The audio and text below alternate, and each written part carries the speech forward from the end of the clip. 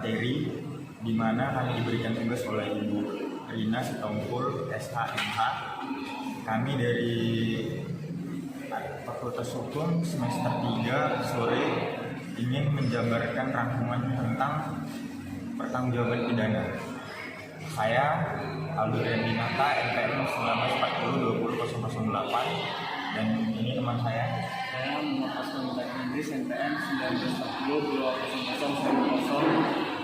Saya Muhammad Fajar Siva, NPM 1940-213.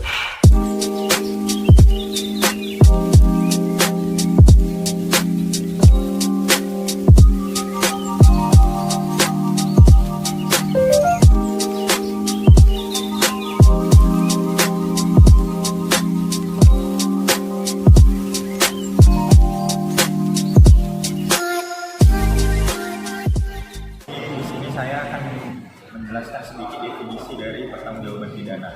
Pertanggungjawaban pidana sendiri ialah suatu perbuatan atau mengenakan hukum terhadap pembuat atau pelanggar dari larangan atau menimbulkan keadaan yang terlarang, di mana seseorang bisa dikatakan bersalah apabila dia telah memenuhi syarat-syarat dan dia harus wajib mendapatkan hukuman atau sanksi dari perbuatan yang dibuatnya. Dasar adanya tanggung jawab dalam hukum pidana, titik tautnya keadaan psikis orang yang melakukan perbuatan pidana dan adanya hubungan antara keadaan dengan perbuatan yang dilakukan, sehingga membuat orang itu dapat dicela. Dalam arti lain, bisa seseorang dimintai pertanggungjawabannya di mana dia memang melakukan kesalahan dan telah memenuhi persyaratan dalam pertanggungjawaban pidana. Determinis, yaitu manusia yang tidak mempunyai kehendak bebas atau tidak memiliki pilihan lain. Yang ketiga, kesalahan tidak ada kaitan dengan kehendak bebas, yaitu kebebasan kehendak merupakan sesuatu yang tidak ada hubungannya dengan kesalahan dalam hukum pidana. Kesimpulan dari Simon, pertanggungjawaban hukum pidana yaitu ada dua. Yang pertama, keadaan psikis jiwa seseorang atau mentalnya ataupun dari niatnya. Yang ketiga, yang kedua, hukuman antara keadaan psikis dengan perbuatan yang dilakukan. Jadi antara keadaan dengan psikis seseorang itu saling berkaitan satu sama lain.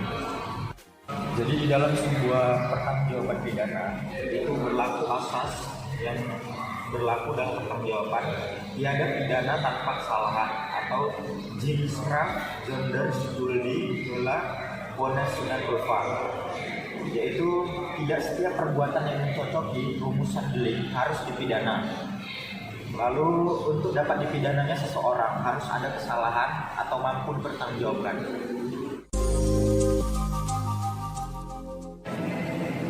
Pengertian kesalahan meliputi semua unsur di mana seseorang dipertanggungjawabkan menurut hukum pidana terhadap perbuatan melawan hukum. Mencakup semua hal yang bersifat psikis secara kompleks berupa perbuatan pidana dan pelakunya.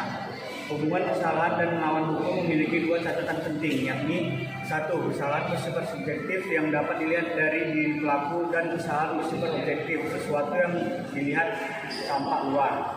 Dua, seseorang yang sudah pasti telah melakukan sesuatu perbuatan yang melawan hukum, namun tidak sebaliknya. Jikalau seseorang itu melakukan perbuatan melawan hukum, belum tentu dapat mempunyai kesalahan.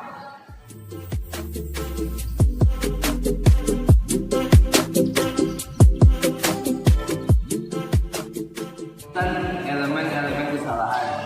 Yang pertama yaitu kemampuan bertanggung jawab, yaitu kemampuan untuk menyadari perbuatan yang bersifat melawan hukum, memiliki tujuan pasti dari perbuatan tersebut, dan memiliki kehendak bebas dalam memilih untuk melakukan perbuatan tersebut.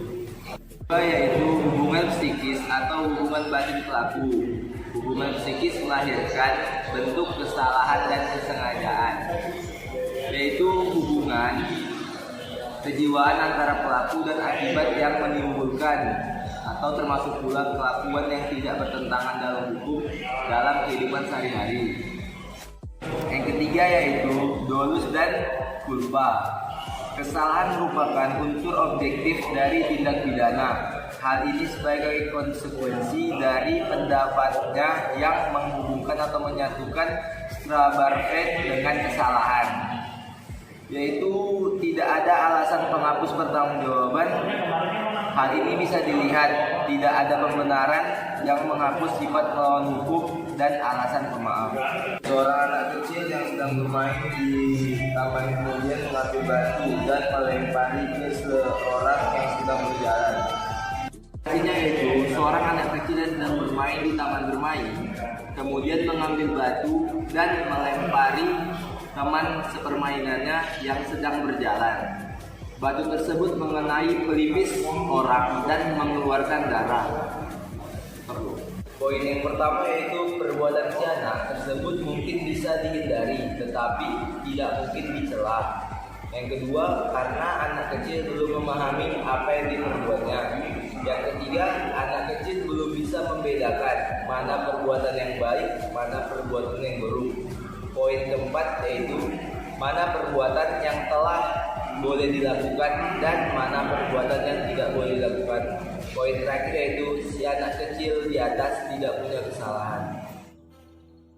Jadi dari kesimpulan materi yang kami sampaikan tadi dapat disimpulkan bahwa pertanggungjawaban pidana dapat dijatuhi kepada seseorang atau pembuat atau pelanggar dari hukum undang-undang yang ada, di mana dia memang telah memenuhi syarat dan memang dinyatakan bersalah.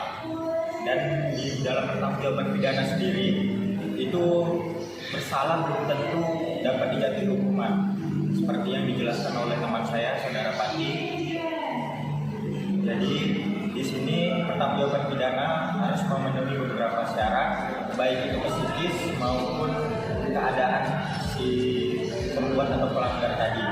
Kesalahan meliputi semua unsur di mana seorang dipertanggungjawabkan menurut hukum secara pidana terhadap perbuatan melawan hukum. Dan untuk memenuhi syarat kesalahan, dia harus mempunyai tindak pertanggungjawaban, hubungan psikis atau psikologi yang baik, serta untuk melakukan kesalahan tidak ada alasan untuk menghapusan kesalahan. An imaginary picture. Usually it's something that moves.